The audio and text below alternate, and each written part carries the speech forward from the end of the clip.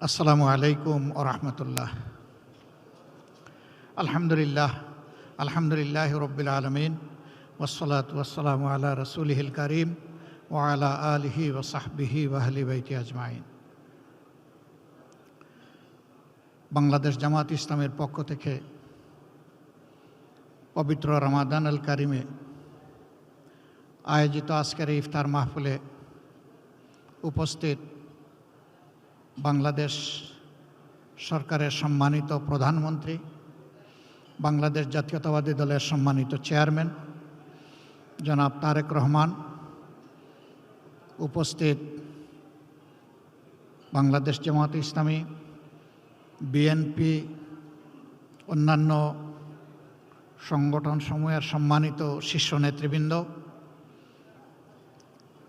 আজকের এই আয়োজনে আমাদের সাথে সামিল হয়েছেন সমাজের বিভিন্ন শ্রেণী পেশার শীর্ষস্থানীয় সম্মানিত নেতৃবৃন্দ এবং ব্যক্তিবর্গ, সাংবাদিক বন্ধুগণ, সুধীমণ্ডলী।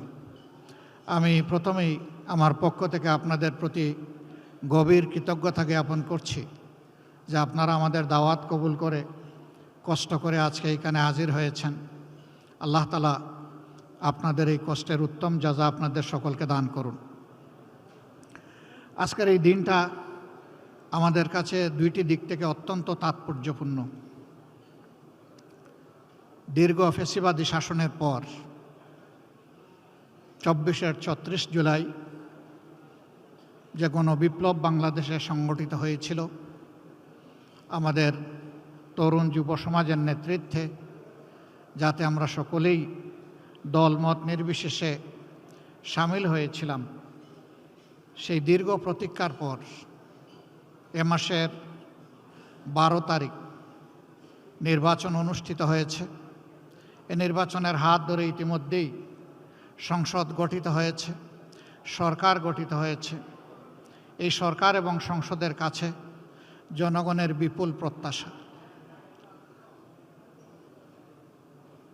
আমার মনে হচ্ছে যে গত ১৮-১৯ বছর এমন একটি দিনের অপেক্ষায় সকলে ছিলেন। এরই প্রেক্ষাপটে আজকের ইফতার মাহফিল আমাদের কাছে ভিন্ন বার্তা এবং আবেদন নিয়ে হাজির হয়েছে। দ্বিতীয় আরেকটি কারণে এই দিনটি আমাদের কাছে অত্যন্ত গুরুত্বপূর্ণ। শুধু এদেশের মানুষ নয়, বিশ্বের কোটি কোটি মানুষের একজন নন্দিত ভালোবাসার মানুষ ছিলেন, কোরআনের ভাষ্যকার ছিলেন, বিশ্বনন্দিত মুফাসসিরে কোরআন ছিলেন আল্লামা দিলাওয়ার হোসেন সাঈদী। ২০১৩ সালের এই দিনটি এই জাতির জন্য আমি মনে করি একটি কালো দিন ছিল। এই ধরনের কোরআনের একজন সেবককে, ভাষ্যকারকে সেদিন একটি পারভার্টেড কোর্ট তাকে মৃত্যুদণ্ডে দণ্ডিত করেছিল। তার প্রতিবাদে শুধু আমাদের দলীয় কর্মীরা নয়, সারা দেশের মানুষ বিক্ষোভে ফেটে পড়েছিল। মানুষের এই স্বতঃস্ফূর্ত প্রতিবাদকে দমন করার জন্য সরকার অস্ত্রের ভাষা খুঁজে নিয়েছিল এবং একদিনেই ৭০ জন মানুষকে খুন করেছিল। এরপরে এক সপ্তাহের ভিতরে সর্বমোট ১৬৪ জনকে খুন করা হয়েছিল। আমি জানি না বিশ্বের ইতিহাসে দ্বিতীয় এমন কোনো নজির আছে কিনা। আজকের এই দিনে আমি গভীর শ্রদ্ধার সাথে সেই মহান ব্যক্তিত্বকে স্মরণ করছি। মহান মওলায়ে আজিমের দরবারে দোয়া করছি, আল্লাহ যেন তার এই গোলামকে মর্যাদাবান শহীদের কাতারে সামিল করে নেন। আমাদের দুঃখ এখানে থেমে যায়নি। এ মানুষগুলোকে খুন করা হলো, তারপরে তাদের আপনজনের বিরুদ্ধেই আবার হত্যা মামলা টুকে দেওয়া হলো। সেই মামলায় অভিযুক্ত লোকেরা বিভিন্নভাবে নাজেহাল হয়েছেন, আবার অনেকের জীবন আদালতের আঙ্গিনা দেখার আগেই শেষ হয়ে গেছে, তাদের জীবন প্রদীপ নিভে গেছে। হাজার হাজার মানুষকে সেদিন গুলি করে আহত এবং পঙ্গু করা হয়েছে। সেই ক্ষত আমাদের মন থেকে খুব সহজে মুছে যাবার নয়। আল্লামা দিলওয়ার হোসেন সাঈদীর মতো করেই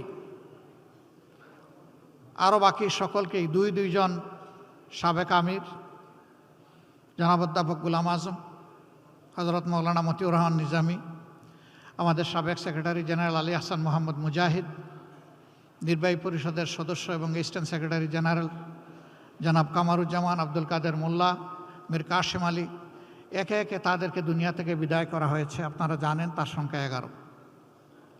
আমরা মহান রবের দরবারে দোয়া করি আল্লাহ তাআলা তাদের সকলকে মর্যাদাবান শহীদ হিসাবে কবুল করুন। আমরা কৃতজ্ঞ সেদিনকার বিরোধী দলীয় নেত্রী, তিনি বিদেশ সফরে ছিলেন। সিঙ্গাপুর থেকে ফিরে এসে তিনি এই অন্যায়ের হত্যাকাণ্ডের প্রতিবাদ করেছিলেন। আমরা তখন জেলে ছিলাম, আমরা জেল থেকে তা শুনেছি, দেখেছি।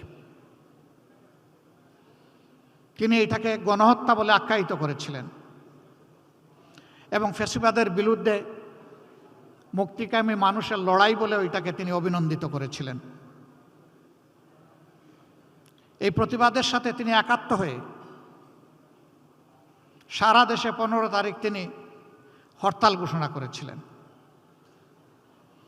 আমরা তার এই ভূমিকাকে চিরদিন কৃতজ্ঞতা ভরে স্মরণ করব। তিনি আজ দুনিয়ায় নেই। আল্লাহ তাআলার দরবারে দোয়া করি আল্লাহ তাআলা তার এই বান্দিকে উচ্চ মর্যাদায় একজন জান্নাতি মেহমান হিসাবে রাখুন। আজকে তার সন্তানের উপরে এই দেশ পরিচালনার দায়িত্ব পড়েছে। আমরা গতানুগতিক কোনো বিরোধী দল হিসাবে এই সংসদে ফাংশন করতে চাই না। আমরা চাই এই সংসদ হোক অর্থবহ, জনগণের সমস্ত চাওয়া পাওয়ার কেন্দ্র। সরকারি দল তারাও যেমন দায়িত্বশীল ভূমিকা পালন করবেন, আমরাও বিরোধী দলের অবস্থান থেকে দায়িত্বশীল গঠনমূলক ভূমিকা পালন করতে চাই।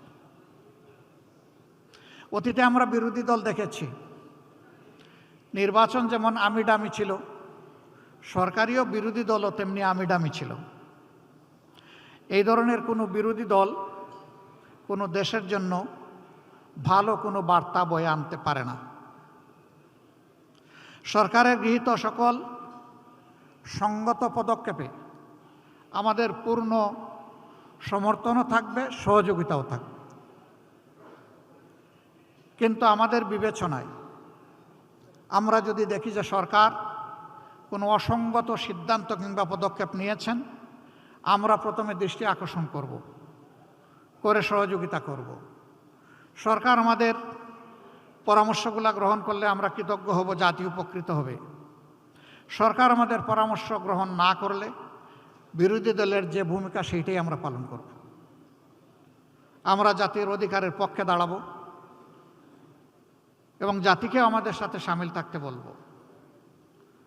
তবে আমরা এই সদিচ্ছাই রাখতে চাই, এই ধারণাই পোষণ করতে চাই যে এই সরকার সংসদকে আগামীতে এগিয়ে যাওয়ার বাহনে পরিণত করবে। কোনো বাহন কখনো এক চাকায় চলে না, দুটো চাকা মিনিমাম লাগবে। সরকারি দল যদি সামনের চাকা হয় তাহলে বিরোধী দল হবে পিছনের চাকা। একটাকে বাদ দিয়ে যানবাহন কোনো অবস্থায় আরেকটা একা চলতে পারবে না। আমরা সেই পথ চলায় সমন্বয় চাই এবং পারস্পরিক সম্মানের জায়গাটা চাই। আমরা আমাদের মহান জাতীয় সংসদের একটা সেকেন্ড নষ্ট হোক এইভাবে এটার আমরা প্রত্যাশা করি না যে জাতীয় সংসদ হবে কারো চরিত্র হননের কেন্দ্রবিন্দু। বরঞ্চ জাতীয় সংসদ হবে দেশের সমস্যার সমাধানের কেন্দ্রবিন্দু। যে সমস্ত ব্ল্যাক ল এখনো আমাদের সংবিধানে রয়ে গেছে, আমরা সম্মিলিতভাবে সেগুলা দূর করার প্রয়াস চালাবো। আর জাতিকে একটা সুস্থ, বিকশিত, সম্মানের জাতি হিসাবে বিশ্বের দরবারে দাঁড় করানোর জন্য যে আইন সংযোজনের প্রয়োজন, আমরা প্রত্যাশা করব যে সরকারি দল এবং বিরোধী দল মিলে সেভাবেই আমরা এগিয়ে যাব। যদি এই রাজনীতিটা আমরা করতে পারি, তাহলে অতীতের রাজনীতির যে হতাশাজনক ধারা এখন পর্যন্ত জাতিকে গ্রাস করে আছে, তার করাল গ্রাস থেকে আশা করি এই জাতি মুক্তি পাবে ইনশাআল্লাহ। আমি আজকের এই মুহূর্তে বড় শ্রদ্ধার সাথে স্মরণ করছি সেই সমস্ত বীরদেরকে যারা 47, 52, 71, 90, 24 এই সময়গুলোতে শুধুই জাতির জন্য লড়াই করে জীবন দিয়ে দুনিয়া থেকে বিদায় নিয়েছেন। আল্লাহ তাদের সকলকেও মর্যাদাবান শহীদ হিসাবে কবুল করুন। বিশেষ শ্রদ্ধার সাথে স্মরণ করছি 24-এ আমরা যখন জেলে ছিলাম, বিভিন্ন দলের নেতৃবৃন্দ মাঝে মাঝে বসতাম, বিভিন্ন আলাপ আলোচনা করতাম। আমরা কল্পনা করি নাই 24 সালের 7 জানুয়ারির নির্বাচনের পর ফ্যাসিবাদ এইভাবেই বিদায় নিবে, পালিয়ে যাবে, এটা আমরা কল্পনাও করি নাই। কিন্তু এই অসাধ্যকে সাধন করেছে আমাদের শার্দুল সন্তানেরা, আমাদের সিংহ শাবকেরা, আমাদের জুলাই যোদ্ধারা। আমি তাদেরকে বিনম্র শ্রদ্ধা জানাই। যারা চলে গেছে, আল্লাহ তাদেরকে মর্যাদাবান শহীদ হিসাবে কবুল করুন। আহত পঙ্গু হয়ে যারা বেঁচে আছে, আল্লাহ তাদের বীরত্ব গাথা নিয়েই বেঁচে থাকার তৌফিক দান করুন।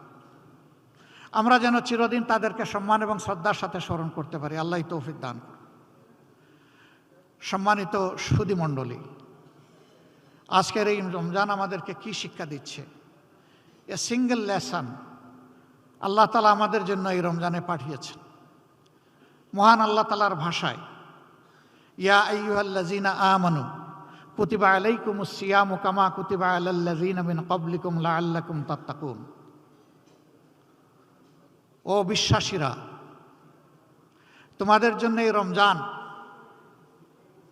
অবধারিত করা হয়েছে, উপহার দেওয়া হয়েছে। যেমনটি তোমাদের পূর্বে যারা এসেছিলেন নবী পয়গম্বর এবং তাদের সঙ্গী বিশ্বাসীদের জন্য, তেমনটি তোমাদের জন্য এটা করা হলো। আশা করা যায় তোমরা তোমাদের চিন্তায়, কথায় এবং কাজে তোমাদের প্রভু আল্লাহ তাআলাকে তোমরা ভয় করবে। এই ভয় করার নীতি তোমরা অবলম্বন করে চলবে। যাদের অন্তরে আল্লাহর ভয় থাকে, আমরা বিশ্বাস করি আল্লাহর কসম, তাদের হাতে কখনো মানুষের আমানতের খেয়ানত হতে পারে না। তারা মানুষের আমানতের ব্যাপারে বড়ই সতর্ক সজাগ থাকেন। আল্লাহ তাআলা আমাদের সকলকে যেন আল্লাহ তাআলার সৃষ্টির সেই আমানতের পবিত্র হেফাজত করার তৌফিক আল্লাহ আমাদেরকে দান করেন। আপনাদের সকলকে আমি আরেকবার অন্তরের অন্তঃস্থল থেকে গভীর কৃতজ্ঞতা, ধন্যবাদ জানিয়ে এই রমজানের শিক্ষাকে বুকে ধারণ করার তৌফিক মহান মাবুদের দরবারে কামনা করে, যারা এখানে উপস্থিত হয়েছেন তাদের সকলের জীবনের সুস্থতা, দীর্ঘ হায়াত এবং জীবনের সফলতা কামনা করে আমার বক্তব্য এখানেই শেষ করছি।